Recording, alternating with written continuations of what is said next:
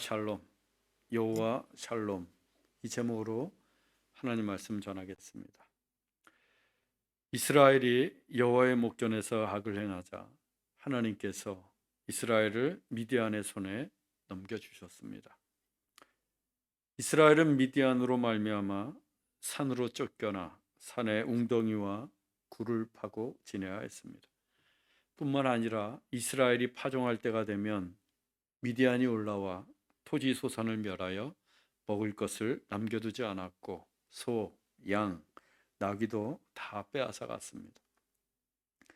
이 같은 학대와 약탈이 7년 동안 이어지자 결국 이스라엘은 하나님께 부르짖었고 하나님은 이번에도 그들의 기도를 외면치 않으시고 여호와의 사자를 기드온에게 보내셨습니다. 그를 이스라엘을 구원할 사사로 세우시기 위함이었습니다. 하지만 기드온은 우상 숭배자의 아들로서 그 역시도 믿음이 좋지 않았을 뿐더러 미디안 사람들이 두려워 그들 몰래 포도주 틀에서 밀타작을 겁쟁이였습니다. 그런데 여호와의 사자는 그런 기드온을 향해 큰 용사라고 불렀습니다.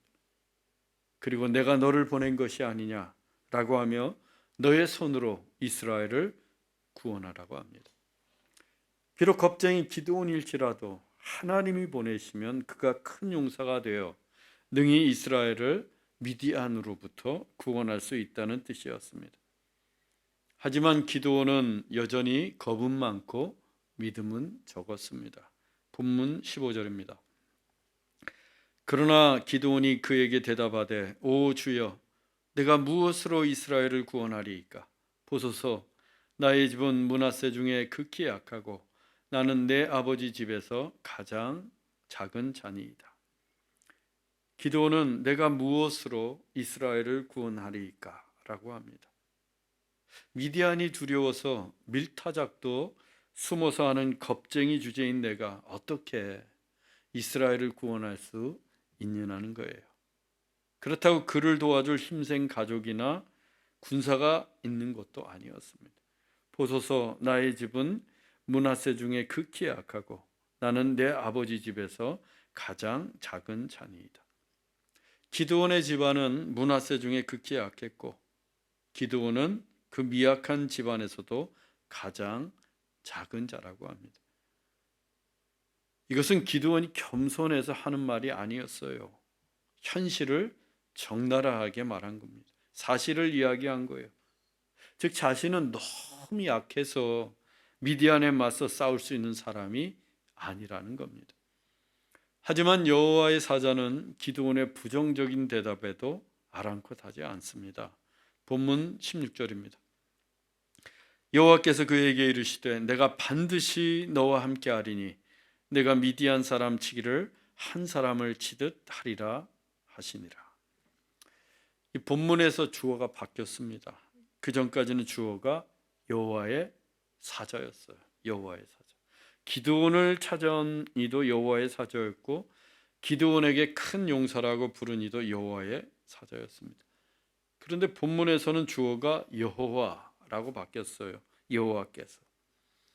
그러다 19절, 20절, 21절에서는 다시 여호와의 사자였다가 23절과 24절에서는 또다시 여호와로 바뀝니다. 그러면 지금 기드온과 이야기하고 있는 존재는 누구일까요? 여호와의 사자일까요? 아니면 여호와 하나님일까요?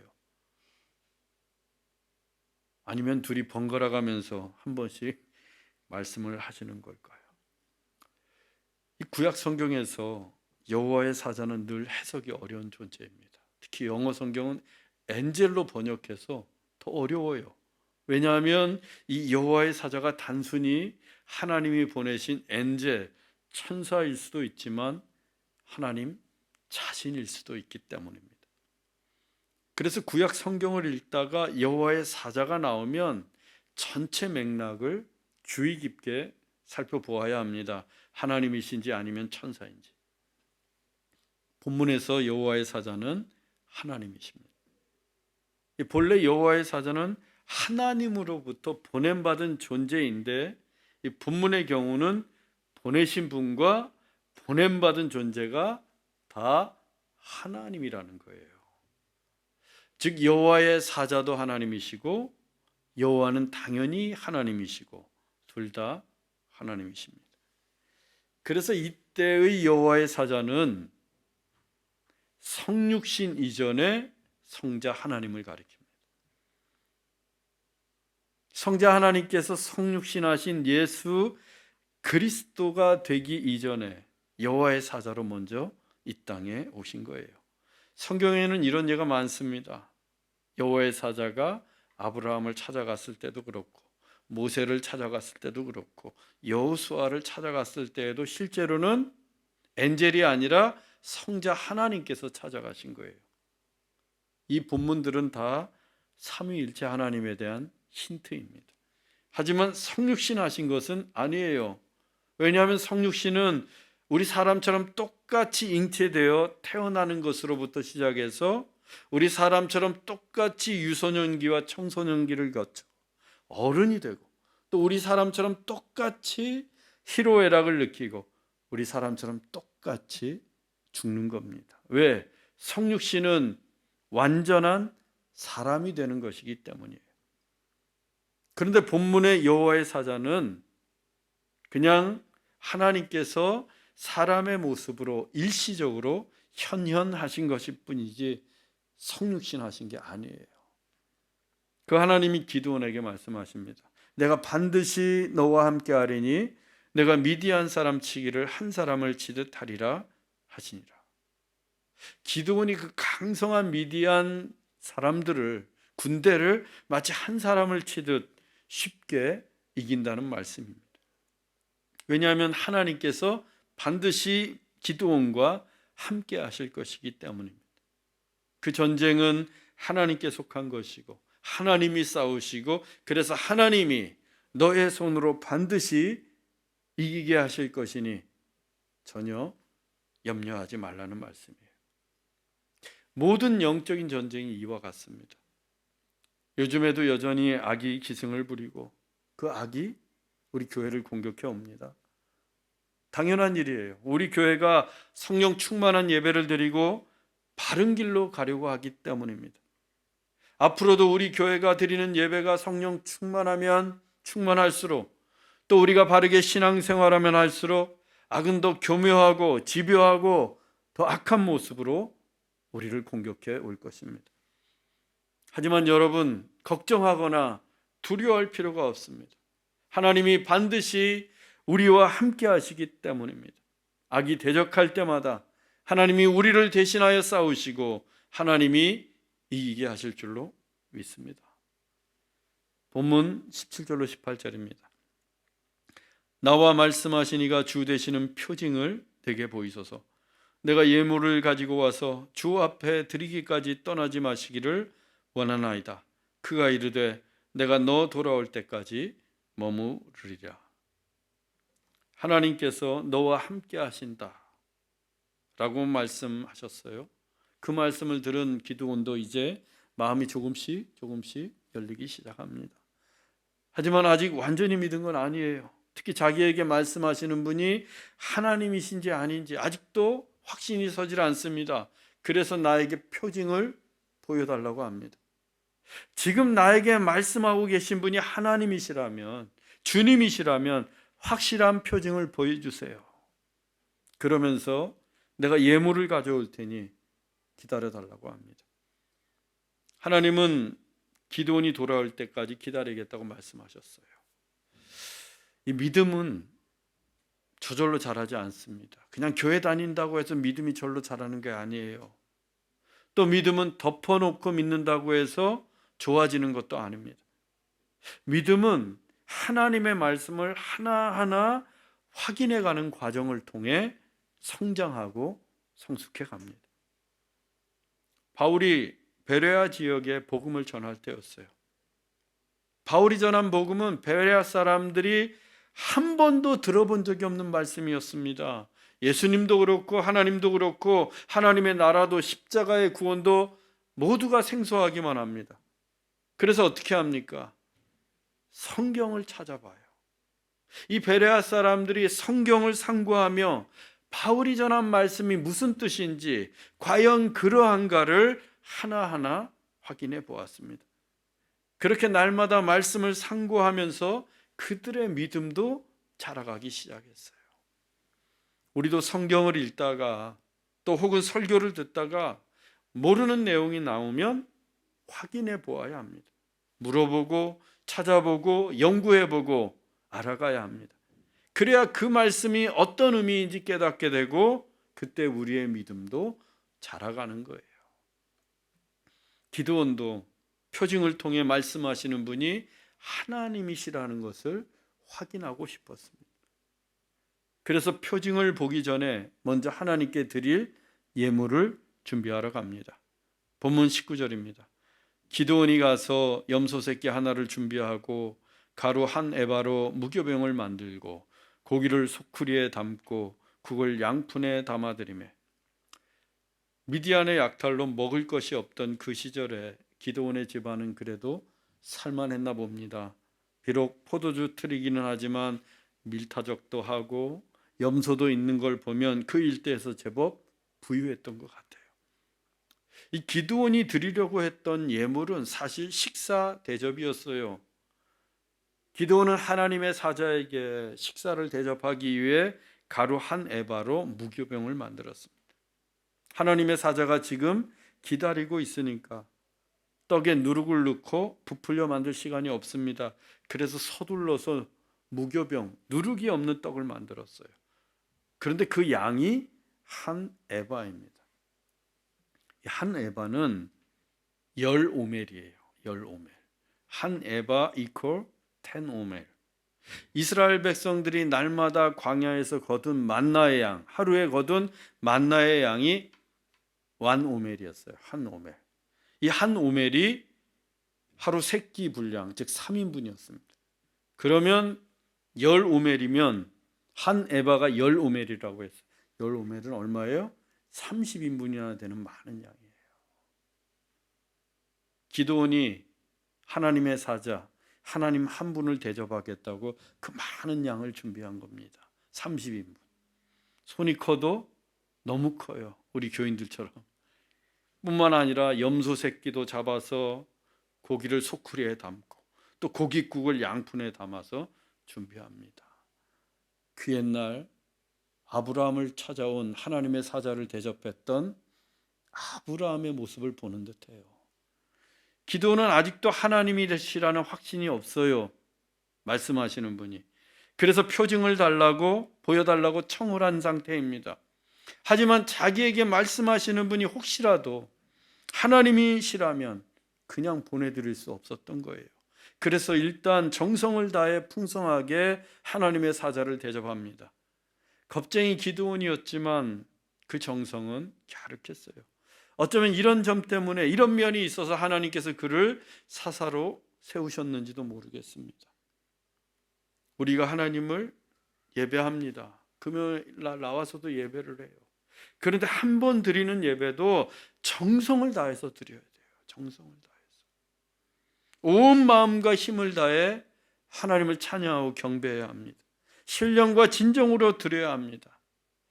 그때 한 번 드리는 그 예배를 통해서도 우리가 성령 충만해질 수 있고 하나님의 은혜를 받을 수 있는 거예요.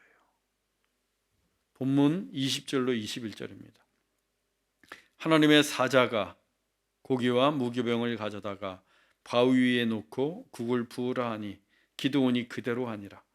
여호와의 사자가 손에 잡은 지팡이 끝을 고기와 무교병에 대니 불이 바위에서 나와 고기와 무교병을 살랐고 여호와의 사자는 떠나서 보이지 아니한지라.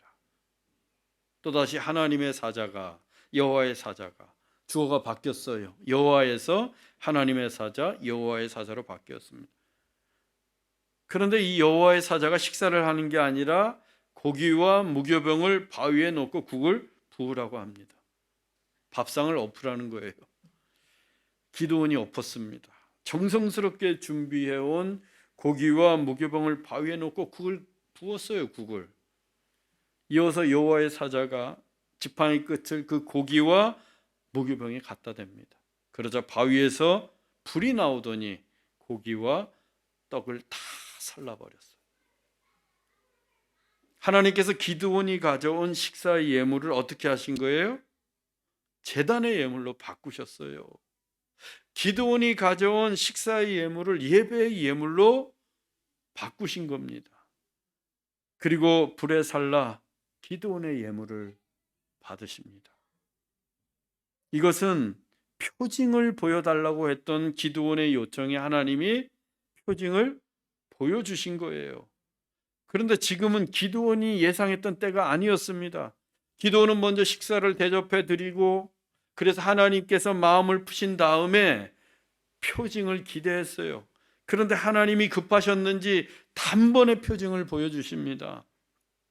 하나님은 기드온에게 말씀하시는 당신이 하나님이시라는 것을 한시라도 빨리 기드온에게 알려주시고 싶으셨던 거예요.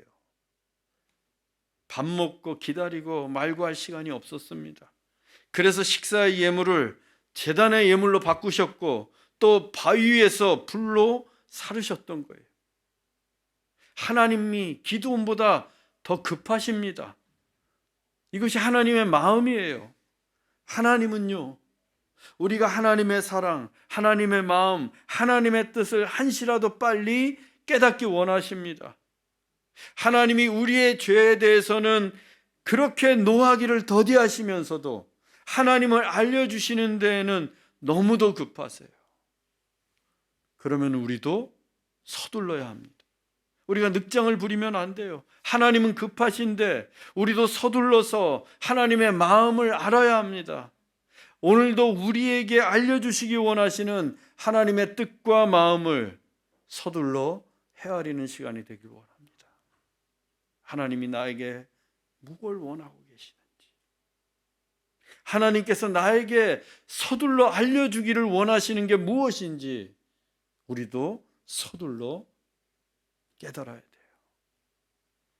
여호와의 사자가 기드온의 예물을 불로 사른 후에 떠났습니다. 그래서 더 이상 보이지 않아요. 간다 만다 말씀도 없고 인사도 없이 훅 사라지셨어요. 조금 전까지 사람의 모습으로 나타나 분명히 나와 말씀하고 있었는데 한순간에 사라져 눈에 보이지 않습니다. 이 또한 신비한 표징입니다. 이들 표징으로 분명해진 것은 그 여호와의 사자가 하나님이시라는 거예요. 본문 22절로 23절입니다.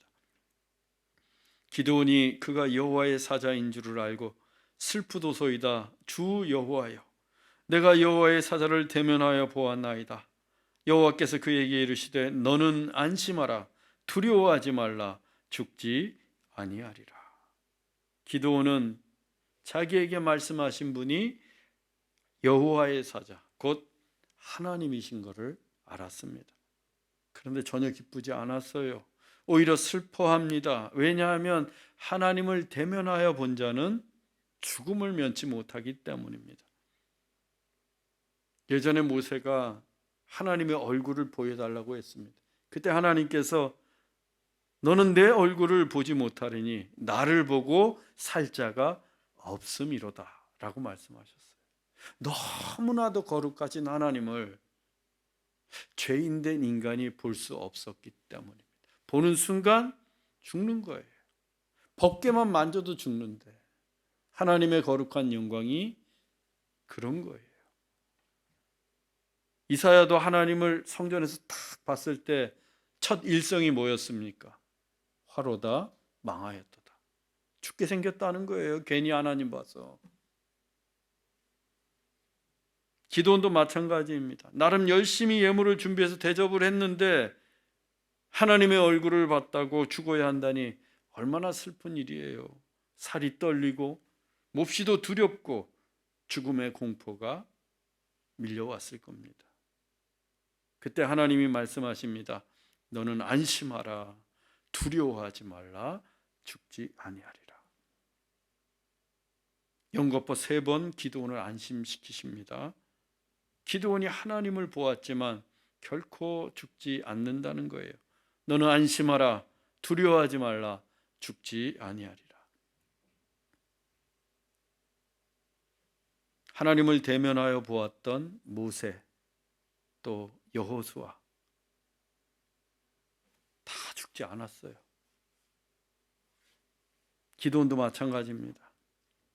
너는 안심하라, 두려워하지 말라, 죽지 아니하리라. 하나님의 이 말씀으로 두려움과 공포와 슬픔으로 가득했던 기도원의 마음에 피스, 평화가 찾아왔습니다. 본문 24절입니다. 기도원이 여호와를 위하여 거기서 제단을 쌓고 그것을 여호와 샬롬이라 하였더라. 기도원은 하나님을 위하여 제단을 쌓았습니다. 평화를 내려주신 하나님께 감사하는 제단이었어요. 그리고 그것을 여호와 샬롬이라고 불렀습니다. 샬롬은 평화, 평안을 뜻합니다. 그래서 여호와 샬롬은 하나님의 평화, 하나님이 주시는 평안이에요. 그동안 기드온은 전혀 평안하지 못했습니다. 미디안 사람들이 무서워서 포도틀에서 몰래 밀타작을 했던 겁쟁이에요. 그의 마음속에는 미디안에 대한 무서움, 그리고 혹시 밀타작을 하다 들킬까 하는 불안함, 초조함이 늘상 차지하고 있었습니다. 또 바알을 섬기는 우상 숭배자의 아들이었던 그는 하나님에 대한 죄책감도 있었어요. 표징을 보았어도 하나님을 대면하여 보았다는 두려움과 죽음의 공포도 있었습니다. 한마디로 기드온은 평안할래야 평안할 수가 없는 사람이었어요.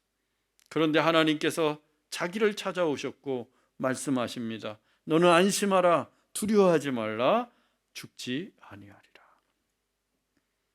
그때 기드온이 느낀 평안함은, 그의 온몸을 휘감은 하나님의 평안함이 얼마나 강렬했는지, 그는 곧바로 하나님을 위하여 제단을 쌓고 그것을 여호와 샬롬, 하나님의 평화라고 불렀습니다.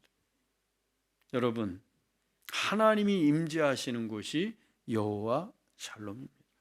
하나님의 제단이 있는 곳, 하나님을 예배하는 곳은 언제나 여호와 샬롬, 하나님의 평화가 임합니다. 오랫동안 금요 찬양 예배를 드리지 못하면서 제 안에 여호와 샬롬이 희미해져 갔어요. 불안하고 괴롭고 화도나고 평안하지 않았습니다. 그런데 요즘 얼마나 평안한지 몰라요. 금요 찬양 예배를 드리는 이 제단이 여호와 샬롬이기 때문입니다. 사랑하는 형제자매 여러분, 우리가 예배하고 하나님이 말씀하시고 하나님이 임재하시는 이곳이, 이 제단이 여호와 샬롬인 줄로 믿습니다. 그 누가 우리를 괴롭히고 대적할지라도 이곳은 늘 여호와 샬롬이 될 것입니다. 우리가 하나님을 예배하는 한 하나님께서 우리와 함께 하시고 이기게 하실 것이기 때문입니다. 신실하게 하나님을 예배하며 날마다 여호와 샬롬을 누리는 우리 모두가 되기를 주 예수 그리스도의 이름으로 축원합니다. 기도하겠습니다. 사랑의 하나님, 우리의 믿음이 성숙해 가고 날마다 자라가기를 원합니다. 매일같이 하나님의 말씀을 상고하며 믿음도 자라가게 하옵소서. 우리도 하나님의 사랑, 하나님의 뜻, 하나님의 마음을 서둘러 헤아리기 원합니다. 성급하게 하나님의 뜻을 깨닫고 그 뜻대로 살게 하옵소서. 우리가 예배하는 이곳이 여호와 샬롬, 하나님의 평화가 임하게 하옵소서. 그래서 우리의 불안, 걱정, 근심, 두려움이 다 사라지길 원합니다. 하나님을 신실하게 예배하며 여호와 샬롬으로 충만한 교회, 여호와 샬롬으로 충만한 가정, 여호와 샬롬으로 충만한 성도들이 되게 하옵소서. 길이요 진리요 생명이신 예수 그리스도의 이름으로 기도하옵나이다. 아멘.